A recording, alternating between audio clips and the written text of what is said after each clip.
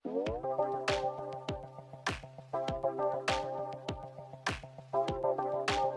sahabat biologi, gimana nih kabarnya hari ini? Tentunya baik kan? Nah, hari ini kita akan belajar mengenai spermatopita atau tumbuhan berbiji. Apa sih spermatopita itu? Spermatopita adalah tumbuhan berbiji yang berpembuluh, yang bereproduksi secara generatif, sehingga menghasilkan biji. Nah, untuk ciri-ciri spermatopita, yang pertama, memiliki biji. Kemudian, yang kedua, dia bersifat autotrof atau dia dapat memproduksi makanannya sendiri. Yang ketiga, memiliki berkas pengangkut yang berupa xilem dan phloem.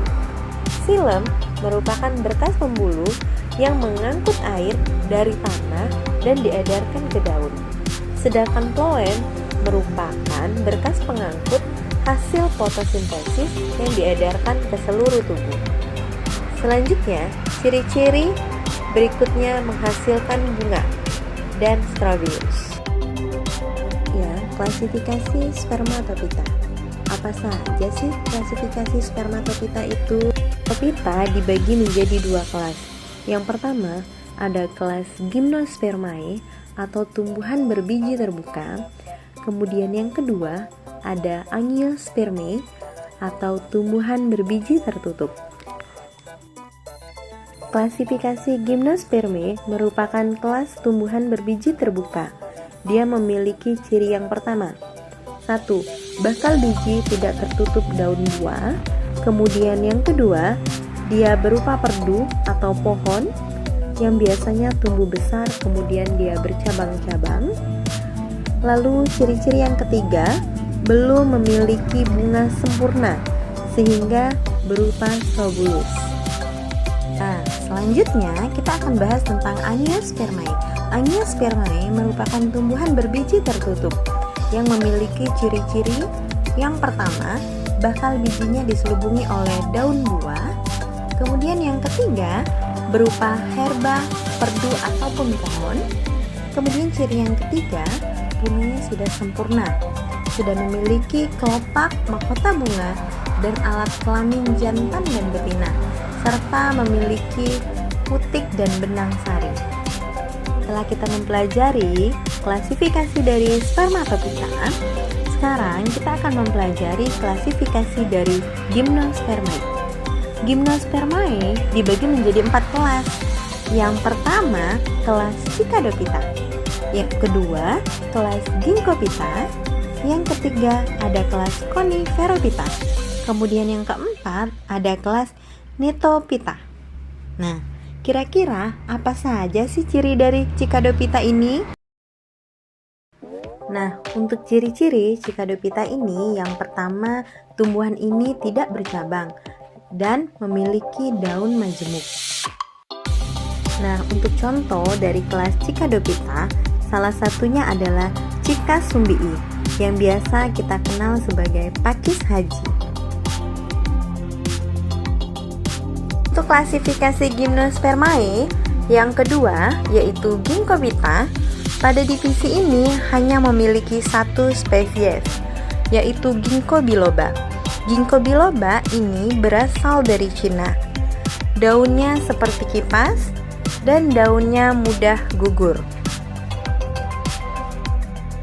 Untuk klasifikasi yang ketiga, kelas Coniferopita memiliki daun yang berbentuk seperti jarum dan daunnya berwarna hijau sepanjang tahun. Nah, untuk kelas yang terakhir yaitu pada kelas Cnitopita, kelas ini berupa pohon dengan banyak cabang dan dengan daun tunggal, juga memiliki bunga majemuk. Contoh dari kelas ini yaitu daun melinjo. Adapun ciri-ciri dari kelas Monocotyledone, yang pertama, berbiji tunggal, memiliki satu daun lembaga, kemudian memiliki akar serabut, dan ciri selanjutnya batang sama besar dan tidak bercabang. Ciri berikutnya yaitu daun tunggal berpelepah, daun bertulang sejajar, bagian bunganya berkelipatan 3. Selanjutnya, tidak berkambium, sehingga tidak dapat tumbuh membesar. Xilem dan phloem yang dimiliki oleh Monocotyledon tersebar. Nah, untuk contoh dari kelas Monocotyledone ini adalah Oryza sativa yang biasa kita kenal dengan padi. Kemudian contoh berikutnya yaitu Zea mays yang biasa kita kenal jagung. Dan juga ada Cocos nucifera yang biasa kita kenal dengan kelapa. Kita akan mempelajari tentang ciri-ciri dari kelas Dicotyledone. Apa saja sih yang dimiliki oleh kelas Dicotyledone? Yang pertama, ciri dari kelas Dicotyledone yaitu berkeping 2, memiliki 2 daun lembaga, kemudian memiliki akar yang tunggang. Ciri kedua, batang bercabang dan juga berkambium. Ciri-ciri yang ketiga, daun tunggal dan majemuk, di mana tulang daun-daunnya ini menyirip dan menjari. Dan ciri-ciri yang keempat, yaitu dia memiliki bunga berkelipatan 2, 4, dan 5. Kemudian, ciri-ciri yang kelima, dia memiliki kambium yang mengalami pertumbuhan sekunder atau yang biasa sering kita kenal dengan pertumbuhan melebar. Apa saja sih contoh dari kelas Dicotyledone ini? Contohnya yaitu Mangifera indica atau yang biasa kita kenal dengan mangga,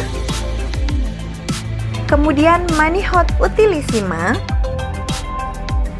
dan juga Pisidium guajava yang kita kenal dengan jambu biji. Nah, sahabat biologi, sekarang sudah tahu kan tentang spermatopita? Dari pengertiannya, klasifikasinya, ciri-cirinya, dan contoh-contohnya. Sekian video hari ini, semoga bermanfaat. Sampai ketemu di video selanjutnya.